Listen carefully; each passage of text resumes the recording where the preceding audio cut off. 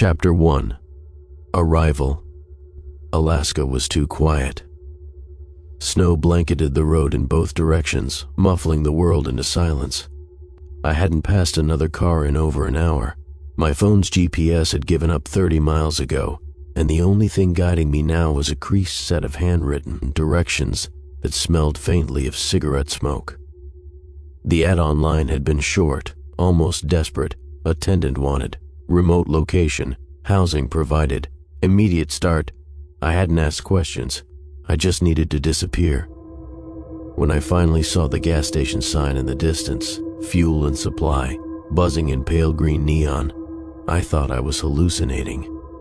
The building squatted low against the snowdrifts, a pair of rusting pumps standing like sentinels beneath the yellow awning light. No other structures, no neighbors, just endless wilderness. I pulled into the lot, cut the engine, and for a moment I could hear nothing but the hiss of the wind crawling over the snow. Inside, the heat was immediate, suffocating. Old radiators clanged against the walls, filling the air with the smell of dust and iron. Shelves sagged under canned beans, jerky, bottled water. Not fully stocked, but not empty either. A man stood behind the counter, tall, gaunt, gray in his beard. His jacket was heavy canvas, worn through at the cuffs. But it was his eyes that stopped me.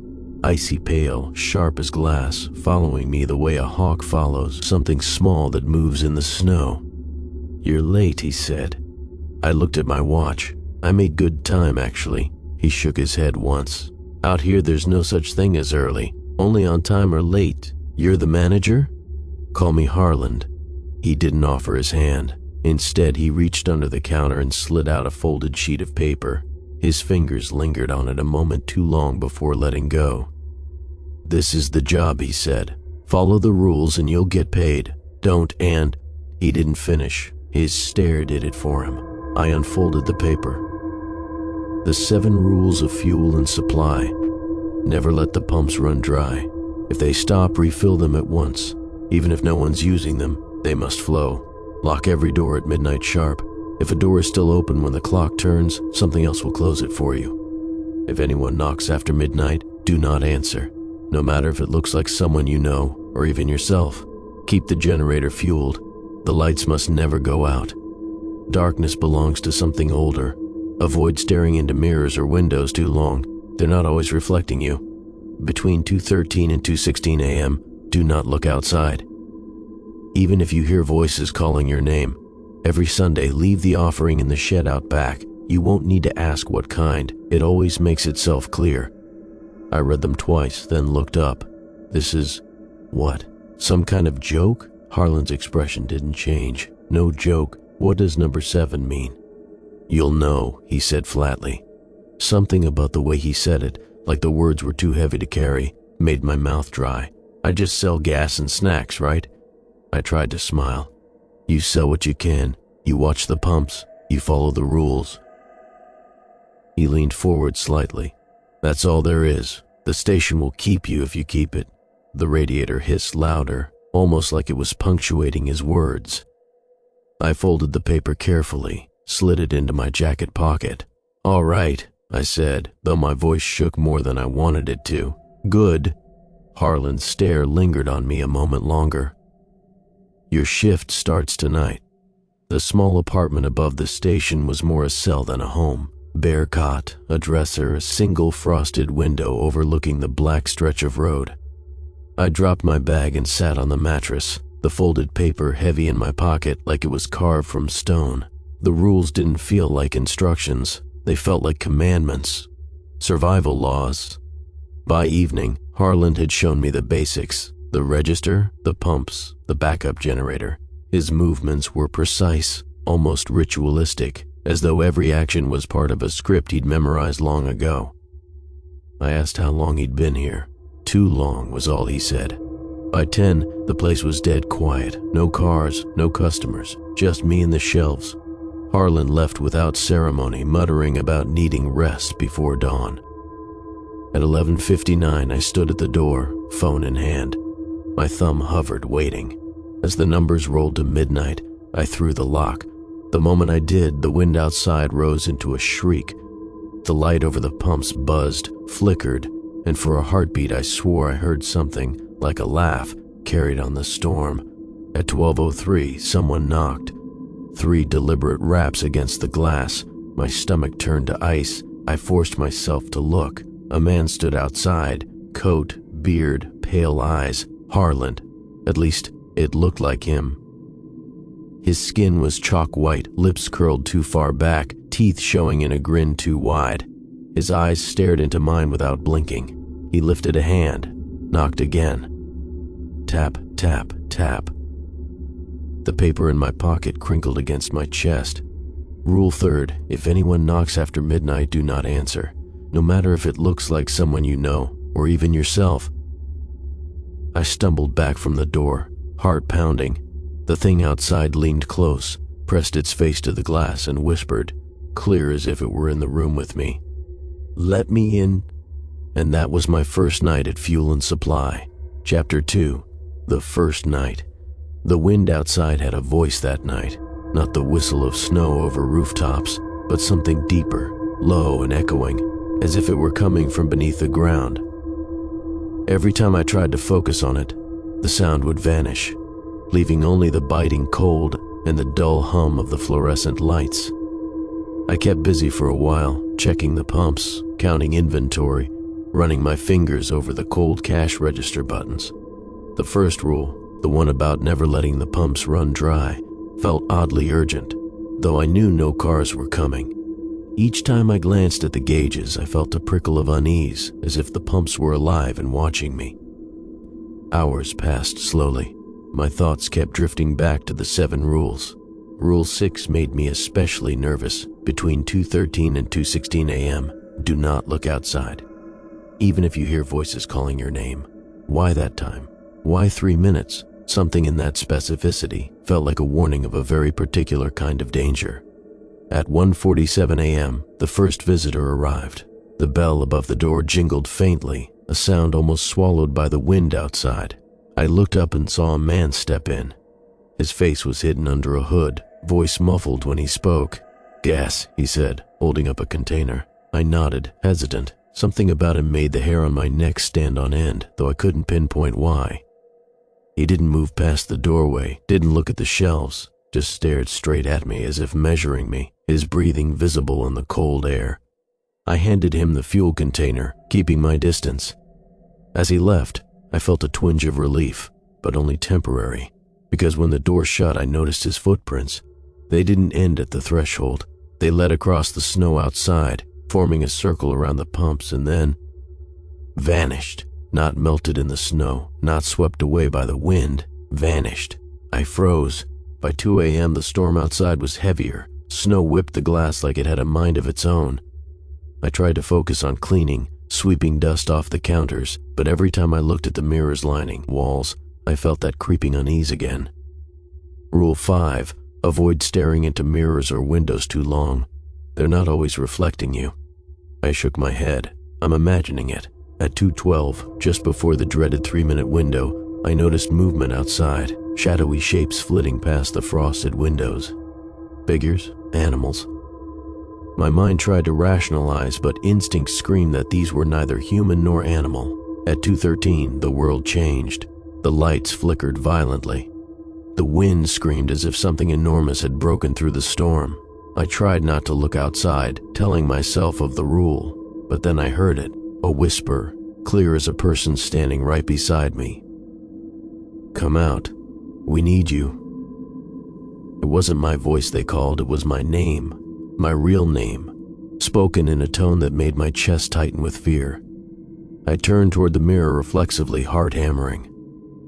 For a moment, my reflection was wrong. My eyes were black, my smile wider than possible, and behind me, a shape moved that shouldn't have been there. I spun around. Nothing. The store was empty. I remembered Rule 6. I hadn't looked outside, but I had almost failed. I hugged the counter, trembling, waiting for 2:16 to pass. When it did, the store fell eerily silent again. The lights steadied. Even the wind seemed to pause. After that, I tried to sleep in the cot upstairs, but rest was impossible. Every shadow seemed to shift when I blinked. Every creak of the building sounded like footsteps. At one point, I thought I heard soft chanting, low and rhythmic, coming from somewhere beneath the floors. I woke again around 4 a.m. There was a sound from outside, a scraping, a slow drag across the snow. I rushed to the window, ignoring the mirrors this time. A figure stood at the edge of the parking lot, hunched and indistinct, carrying something wrapped in dark cloth. It didn't move like a person. Its gait was jerky, unnatural. Then it stopped, head tilted toward me, as if it knew I was watching, and then it disappeared, not walked away, vanished. Morning came with a deceptive calm. The wind had settled, the snow appeared normal again, and the world outside looked almost serene. I descended the stairs to check the pumps. Everything was normal. Too normal. Except there was a small, fresh pile of dirt near the shed in the back. I didn't remember seeing it before. And inside the shed, something had been placed there, a bundle of twigs, some kind of ash, and a small, smooth stone. I didn't touch it. My stomach churned. I knew somehow that this was the offering. Harland arrived before I could even begin to question it. He said nothing about the objects. He only nodded once, satisfied, then went to inspect the pumps himself. Rule 7, he said quietly, is never optional. Some things notice when it's missed. I nodded, swallowing hard. I didn't ask questions. I had learned better. By the end of the day, I understood the rules weren't just precautionary. They were lifelines. I couldn't explain why, couldn't rationalize, and didn't want to. Out here, explanation didn't matter. Obedience did. And as I stared at the distant tree line, I knew one thing. This job wasn't just about selling gas. It was about surviving whatever waited in the storm outside, in the shadows, in the mirrors, and in the seconds between. Chapter 3. The Locals. Days passed, but the isolation made each one feel like a week. The snowstorm outside continued, relentless, and the radio barely picked up static. Life in the remote Alaskan wilderness was a test in patience, endurance, and, I was beginning to realize, obedience. Harlan rarely spoke unless absolutely necessary. When he did, it was always cryptic. Watch and obey. That's how you survive, he said, eyes scanning the horizon as if the wind itself could answer. I had settled into a rhythm. Check the pumps, log sales, feed the generator, tidy the store, then wait out the night. The first few nights had been unnerving, but predictable. That is, until the locals arrived. The first visitor came late in the afternoon, long before the night rules were even in play. She was small, hunched under layers of tattered furs, face pale and streaked with what looked like soot or ash. She moved silently, and her eyes, black and endless, fixed on me without blinking. "Gas," she whispered, voice dry like leaves in wind. I handed her a container, careful not to look away from her. When she accepted it, her hands were cold, almost icy, and she exhaled a puff of smoke, though it wasn't from the cold outside. Before leaving, she bent low and whispered something I barely caught. "The ground is thirsty tonight. Keep it fed." And just like that, she was gone, leaving footprints that twisted and spiraled into the snow, then disappeared. I froze, remembering Rule 1, never let the pumps run dry. Even if no one's using them, they must flow. It wasn't just about gas anymore. Something alive out there depended on it. By nightfall, the wind picked up, keening like a living thing. Around 11 p.m., the first knock came at the door. Not the fake Harland I'd seen before. This one was real enough, but not human. A man, or what I thought was a man, leaned heavily on a walking stick. His arms were too long, his fingers bent in odd, unnatural angles. He wore a mask, cracked and old, hiding everything except a single eye that glowed faintly. I didn't move to open the door. Rule 3, if anyone knocks after midnight, do not answer, no matter who it looks like, or even yourself. He didn't knock again. He just leaned back, tilting his head as if listening to something I couldn't hear, and vanished into the snowstorm. By 2:12 a.m., I had locked the doors, fueled the generator, and avoided mirrors and windows with obsessive care. My eyes kept darting to the clock. 2:13, The time window approached. I forced myself to focus on anything but the outside world. At exactly 2:13, I heard it again. Soft, deliberate footsteps, not on the floorboards inside, but outside. A whisper, this time my own voice, calling. "Come out. You know you belong." I pressed my back against the counter, eyes shut, counting silently until 2:16. When the seconds finally passed, the sound stopped. Silence returned, heavy and absolute, broken only by the wind. The shed in the back held my first true clue about Rule 7, the offering. I hadn't left anything myself yet, but when I peeked outside, there it was, a small pile of objects arranged neatly. Bones, black feathers, ash, a smooth stone, and something that looked like dried petals, but colored like blood. I hadn't touched it. I didn't dare. But I realized the station itself responded. It created the offering, or at least guided its formation. Harland arrived before dawn, silently inspecting the pumps as if nothing had happened. He glanced at the shed, saw the arrangement, and nodded once. "They notice when you hesitate," he murmured. Who notices?" I asked, voice barely audible. He didn't answer directly.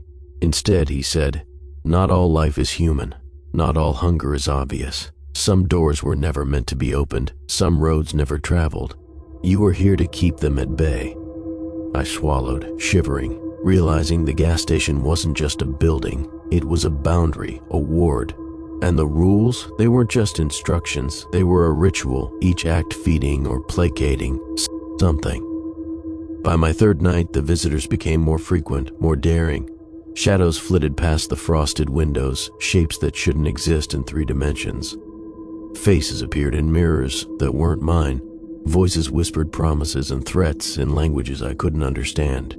One evening, a man claiming to be a lost traveler arrived. He asked for directions to the nearest town. I hesitated. There was no town for miles. His eyes seemed wrong, black at the corners, and he smiled too wide. I refused to open the door. The moment I turned away, I heard a low laugh echoing from somewhere beneath the floors. Harlan didn't say anything when I told him in the morning. He only checked the pumps, noted everything was in order, and left. It was becoming clear this was not a normal job. It wasn't about selling gas. It wasn't even about surviving the cold. It was about obeying rules I didn't understand, appeasing things that might be older than the land itself, and, somehow, making sure the boundaries held. I began to understand the weight of what I'd signed up for. Breaking a rule wasn't just a mistake, it was an invitation. And out here, in the snow and darkness, I had no choice but to obey. Chapter 4: Breaking Point. The wind outside had taken on a new tone that night, lower, heavier, almost sentient. It rattled the gas pumps and howled against the building like a chorus of unseen voices. I'd spent the evening checking inventory, refueling the generator, and obsessively checking the clock. Every shadow seemed to twitch just beyond the reach of the light. By 11:30 p.m., the snowstorm had become nearly impossible to see through. I'd grown accustomed to the isolation, but the constant whispering from outside and the faint scraping on the roof kept me on edge. It was almost midnight when my attention wavered. I had been staring into one of the mirrors, a small rectangular one behind the counter, trying to straighten the cash register papers. I knew the rule, knew I wasn't supposed to stare, but something drew me in. For a brief moment, the reflection wasn't mine. The face in the mirror grinned. Its eyes were black, hollow, stretching wider than possible, and behind it I thought I saw shadows moving with a fluid, unnatural grace. My heartbeat slammed in my chest, and I stumbled back, tearing my gaze away. I had broken Rule 5, then the knock came, 3 slow, deliberate raps against the glass. My stomach dropped. Midnight had just struck. I did not move. The voice came first, whispering my name. Then a figure appeared outside. At first glance, it looked like Harland, but as before, something was wrong. His skin was pale as bone, his grin too wide, his eyes not human. Rule 3, do not answer, no matter who it looks like. I froze, pressing myself against the counter. The figure tapped again and then vanished, not walked away, vanished. And in the sudden silence, I realized the temperature in the room had dropped sharply. My breath fogged in the dim light. something had noticed. By 12:30 a.m., I was frantically checking the pumps. The gauges flickered erratically, reading empty for a moment before returning to normal. My hands shook. Had I failed Rule 1, I had topped them up earlier, but somehow the station itself seemed to mock me. Then came the whispers. Not outside this time, they were inside the store, low and circling, as if the walls themselves were speaking. Feed it, obey, or join. I spun around. Nothing. Just the shelves, the counter, the humming fluorescent lights. It was then I noticed the floor beneath the counter, a faint crack, almost glowing in the dim light. A soft thumping came from beneath. My heart thudded in rhythm. I tried to ignore it, tried to go upstairs to the cot to calm myself, but my eyes flicked again to the mirrors. Something moved behind me in the reflection. Not quite right. Limbs bent at impossible angles, faces with too many teeth, watching, grinning. Panic rising, I bolted upstairs. My hands shook as I locked the door. I sat on the cot, listening. Every creak of the building, every groan of the wind, sounded like a predator circling. And then I remembered Rule 6 between 2:13 and 2:16 a.m. Do not look outside, even if you hear voices calling your name. I watched the clock. 2:12. My pulse raced. 2:13. The storm outside erupted into a deafening roar. The lights flickered. A shadow passed across the frosted window, tall, thin, almost skeletal. And then I heard it. My voice, whispering, "Come out." I pressed my eyes shut. I couldn't risk it.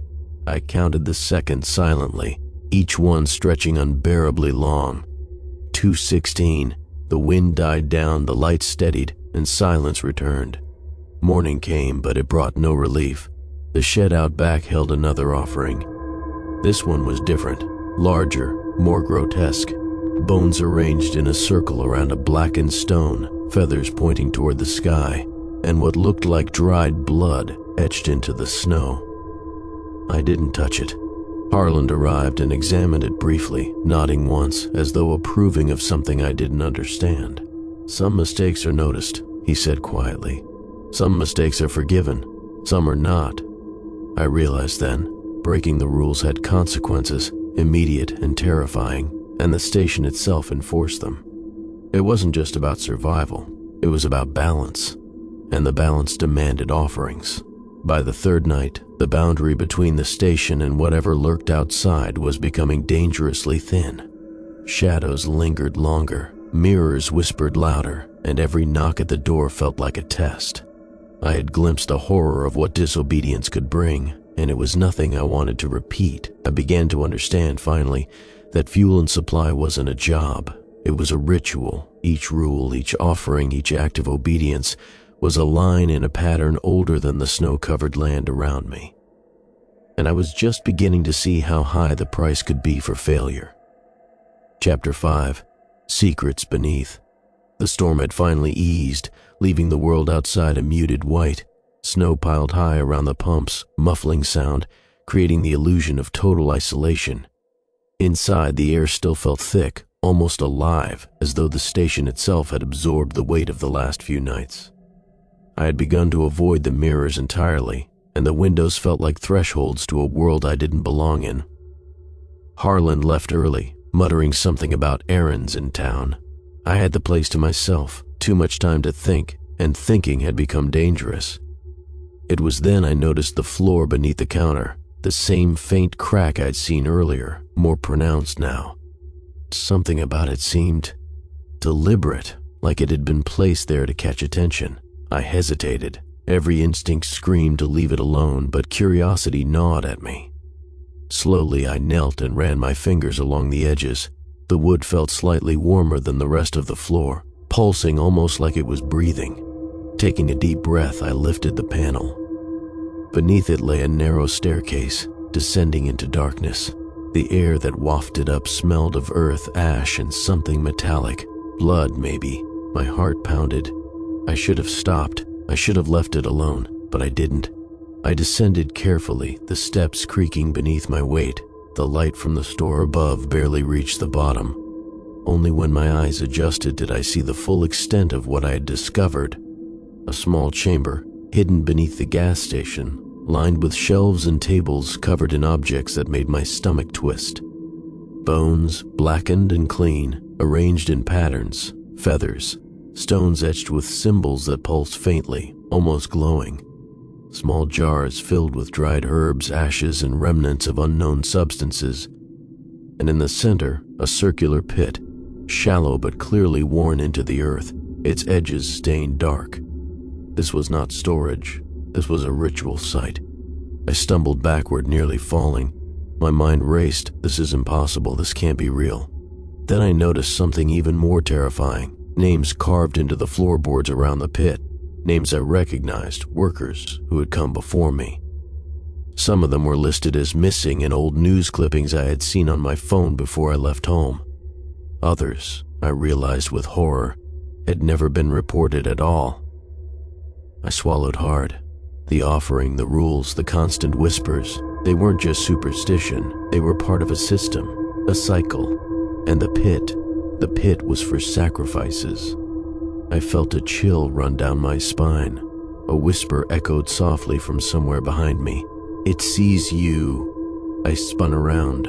The shadows clung to the edges of the chamber, stretching unnaturally.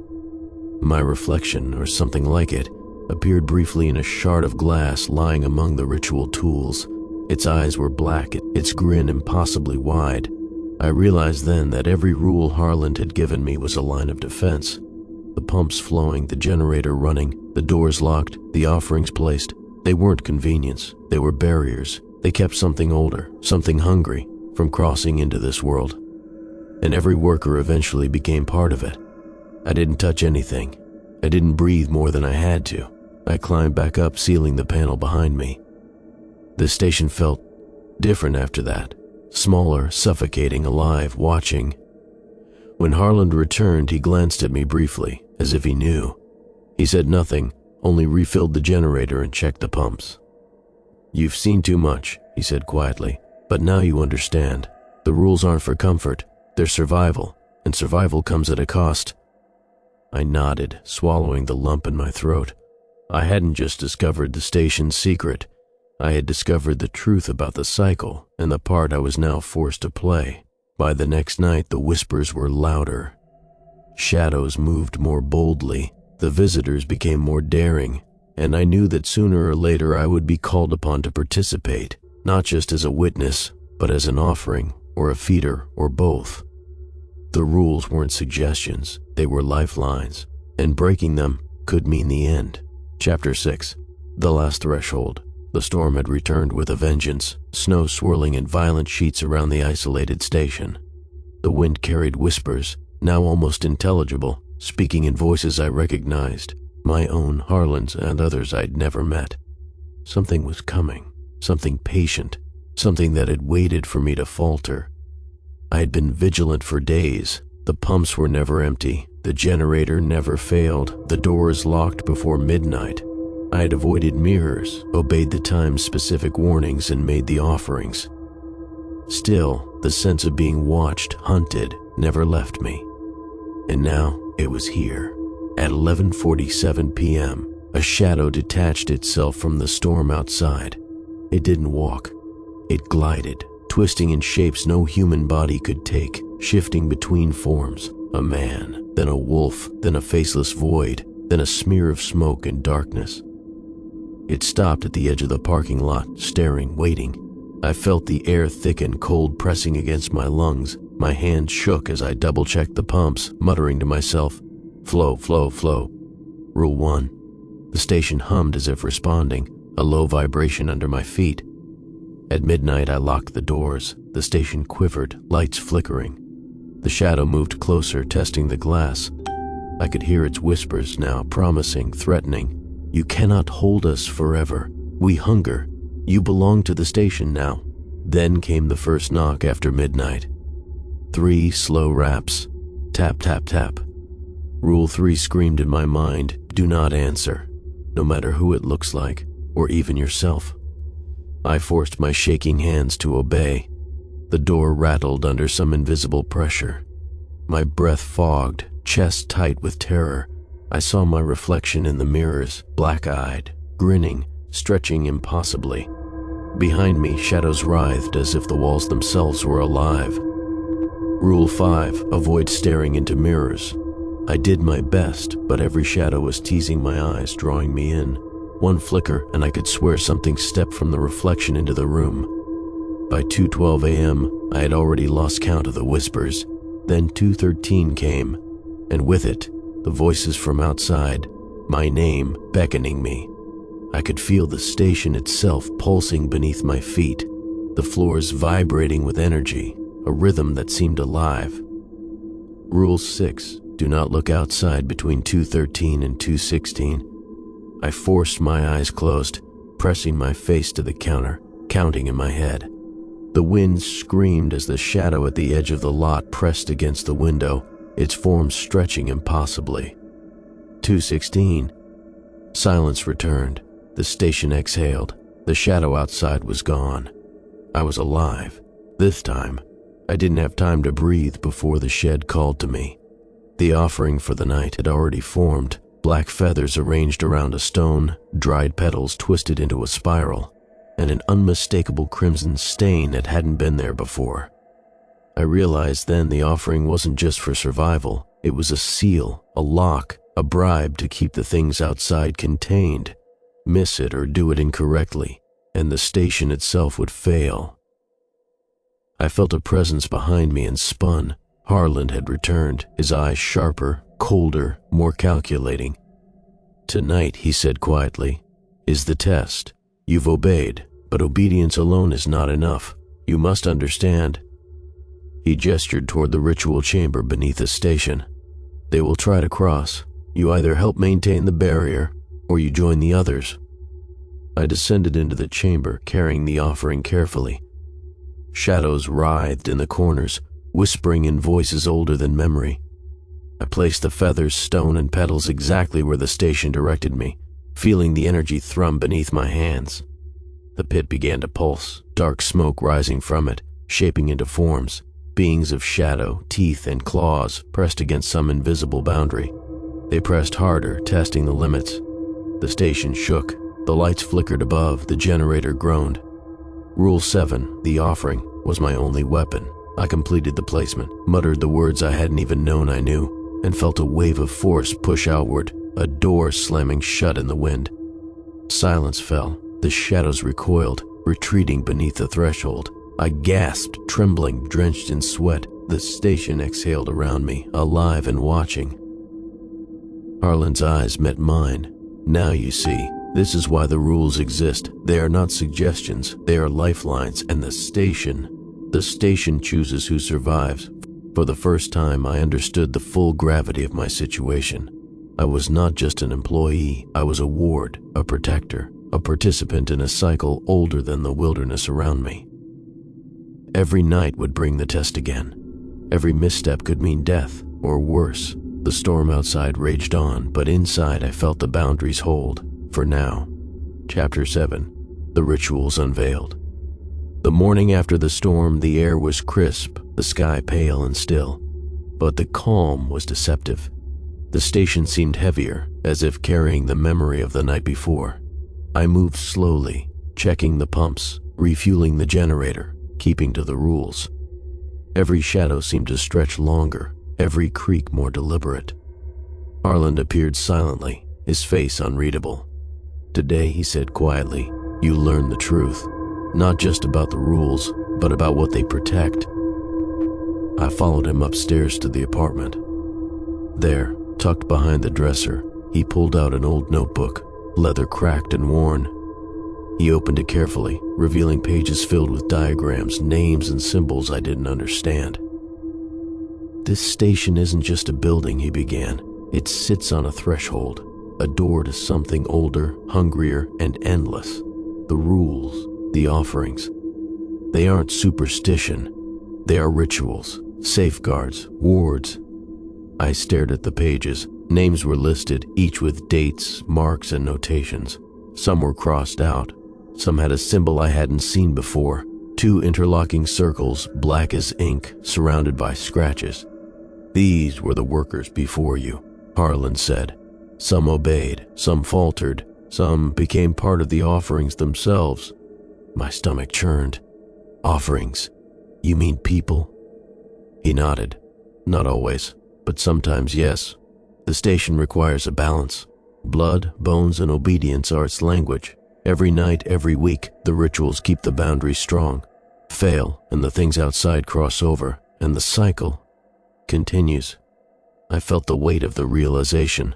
The shadows I'd seen, the whispers, the reflections, all not just tricks of isolation. They were hungry, sentient, ancient. And I had been living on the thin edge of survival. He guided me to the shed. The offerings are never just objects. They are messages, transactions.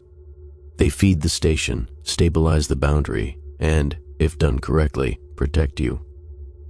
Inside, the latest offering pulsed with energy, dark and vibrant. Bones, feathers, blood, petals. The arrangement wasn't random. It followed a pattern older than the station itself. The station chooses what is needed each week. Sometimes it asks for objects. Sometimes it asks for more. And you must obey, or the price is death, or worse. I shivered. Worse. Harlan's eyes met mine. Transformation, consumption, dissolution into the cycle.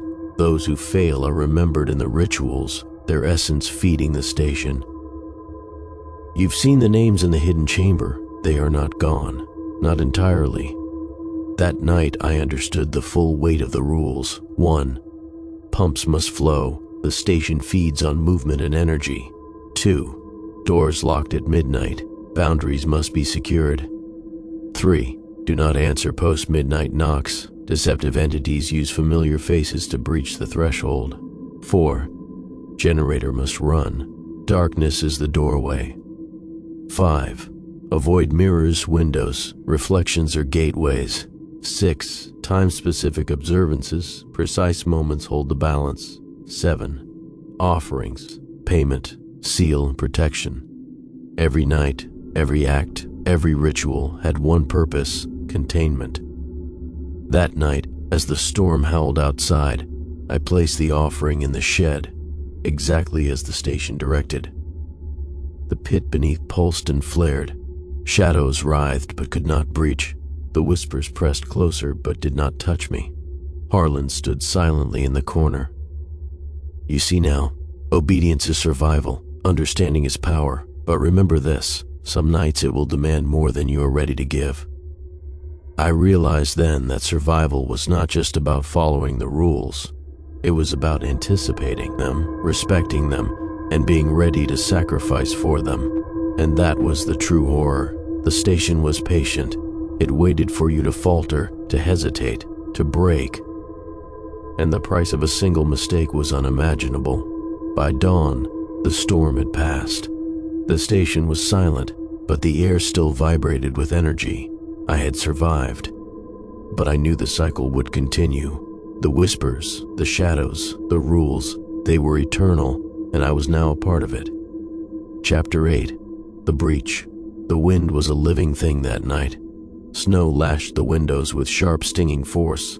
Shadows twisted unnaturally across the floors. The station hummed with energy, low and insistent, as if the building itself were warning me, tonight it comes. I had kept every rule. The pumps flowed, doors were locked, the generator roared, mirrors avoided, and the offerings carefully arranged. Yet the air was tense, thick with anticipation. Harlan appeared at 11:50 p.m., silently inspecting the pumps. Tonight, he said, is a trial. They will test the boundary. They will test you. Before I could respond, the lights flickered violently, plunging the store into momentary darkness. A voice, my own but distorted, hissed from everywhere and nowhere. Come, join, obey, or perish. At midnight, a knock at the door shattered the tense silence. 3 heavy raps. Tap, tap, tap. Rule 3, do not answer, no matter who it looks like, or even yourself. I pressed my back against the counter. The door rattled as if something immense pressed against it. Outside, the snow swirled into shapes, tall, skeletal figures twisting into forms that defied reason. I could hear them whispering my name, coaxing me to open the door. Shadows pooled inside the store, blacker than darkness, spreading across the floors. By 2:12 a.m., the storm had reached a frenzy. I had checked the clock hundreds of times, counting each second until the forbidden window. 2:13. I pressed my eyes shut. The whispers came, my voice calling, "Come out." I could feel the building vibrate beneath my feet. The station itself was alive, feeding on my fear and obedience. I descended into the hidden chamber beneath the station, carrying the offering. The pit pulsed with dark energy. Shadows writhed, trying to breach the threshold. I placed the feathers, stones, and petals exactly where the station directed, muttering the words that had become instinctual. The shadows recoiled. The whispers intensified, shrieking, clawing at the walls, but they could not pass. I felt a force pushing outward from the pit, a wave of containment that slammed the entities back into the darkness beyond the station. Suddenly, I realized something horrifying. The boundary would only hold if I remained vigilant.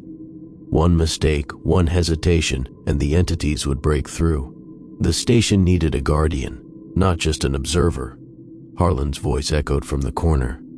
"Tonight, you have survived, but the price of failure is not death alone. It is becoming part of the cycle. Those who falter feed the station. Those who obey endure, but always remain bound." The storm outside began to recede. The station sighed, alive and watching. I had survived, but the shadows, the whispers, and the rules had left their mark on me. I was no longer merely an employee. I was a participant in the eternal ritual, part of the balance between the station and the ancient hunger beyond. As dawn broke over the snow-covered wilderness, the gas station stood silent, cold and still, but alive. I knew that night would come again, and the rules would remain, rigid, unnatural, and absolute, because out here, in the remote Alaskan wilderness, obedience is survival, and survival comes at a cost beyond imagination. And the station always remembers. Chapter 9. The Keeper. The morning after the breach was deceptively calm. The wind had died down, leaving the world outside muted and white. Snow lay heavy on the pumps and the roof, muffling sound, creating the illusion of peace. Inside, the gas station felt different. Alive, yes, but settled, patient. The storm had tested me. The shadows had clawed at the boundaries, and I had survived. But survival came with understanding. Harlan didn't speak much that morning. He moved quietly, inspecting the pumps, feeding the generator, checking the offerings. Finally, he turned to me. "You've seen what happens when the rules are broken," he said quietly. "You've seen what lies beyond. You know now what this station is and what it asks of you." I nodded. Words failed me. The truth was too vast, too old, too hungry to be summed up. I only knew one thing. I was bound to the station now, part of the cycle. That night, I placed the offerings in the shed with careful precision. Bones, feathers, stones, petals, arranged exactly as the station required. The pit beneath pulsed, dark smoke rising and curling into impossible shapes, and the shadows tested the barrier again. But this time, I was ready. I understood the rhythm. The station's pulse was mine to feel. The rules were not arbitrary. They were the language of survival, a dialogue with an intelligence older than any living thing. Obedience was not submission, it was life itself. Harlan watched silently as I completed the ritual. Then he spoke. "Some call this a curse, some call it a job. But it is neither. It is a covenant. You are no longer just an attendant. You are the keeper." I felt the weight of the words settle over me. The shadows outside retreated, the station's hum deepened, and I realized the truth. My life would now follow the cycles of the station, the offerings and the storms. Every night would be a trial, every rule a lifeline. And yet, strangely, I was not afraid. Fear was a tool. Awareness was survival. Obedience was power. The gas station remained quiet, snow drifting lazily outside. I stood by the counter, listening to the faint hum of the generator, the subtle creak of the building, the whispers beneath the floors. I was alive. I had survived. But I was changed. No longer an ordinary man in an ordinary place, I had become part of something vast and ancient. I was now a keeper of the boundary, a participant in the eternal ritual, a guardian against forces older than memory. And I knew deep down that the cycle would continue long after I was gone. The rules would endure, the offerings would endure, the station would endure, and outside, in the endless Alaskan wilderness, something waited. Always patient, always hungry. The station whispered to me softly, "Remember, obey, survive," and I did.